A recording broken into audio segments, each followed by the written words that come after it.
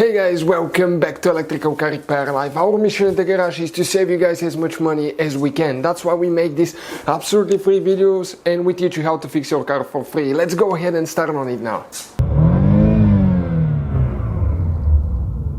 In today's video here guys, we'll be working on Lincoln MKX guys. And if your blower motor fan doesn't work guys, we'll show you where to find and how to replace the blower motor fan resistor. This is very important part guys. If that resistor doesn't work, your fan may not work, or the fan may just work on one speed only, or it just blows a little bit of air and not all the way on high.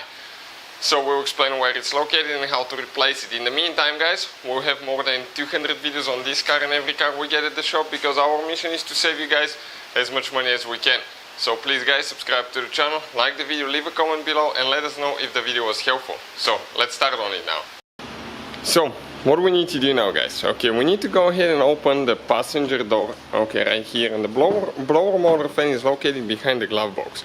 So how we guys remove the glove box now? Okay, let me explain to you quick. I'm going to scoot the seat all the way to the back so we have more room. This is your glove box guys, okay, and now you need to grab the glove box on each side and you need to squish in. There is two stops, one here, one on the other side, and that way the glove box, okay, will come out.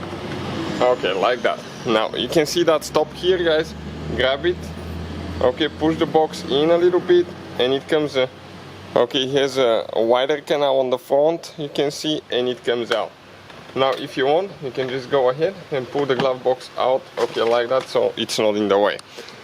Now guys, here you can find your cabin air filter, okay, this is your cabin air filter, and past that guys, okay, on the back side, okay, right here now, okay, this thing right here, it has only two screws guys, only two screws. This is your blower motor fan resistor right here.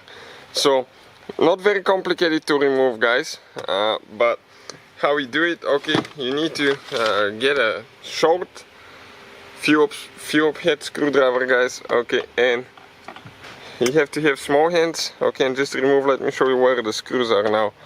Okay, one screw is, okay, right there on the left side, and one is on the right side guys.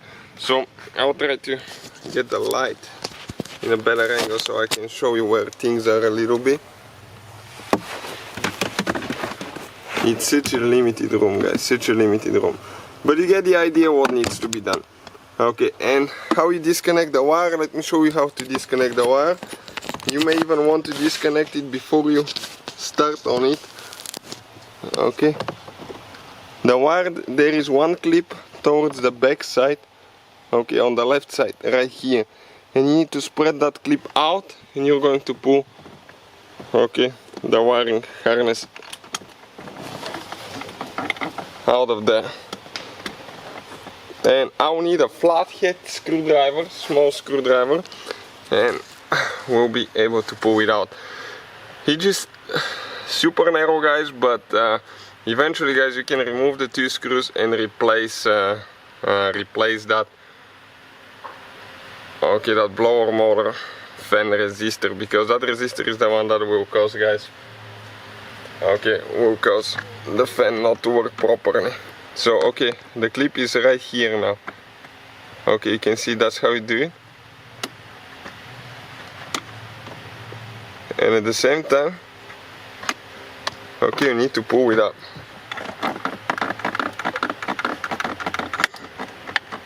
Okay, and the connector came out guys. All we have to do, remove and replace the two screws. Now this will take forever guys to remove them, I'm honest with you, because you have to have small hands and you have to work all the way around it, but you can see where the screw is, one here on the left, one on the right.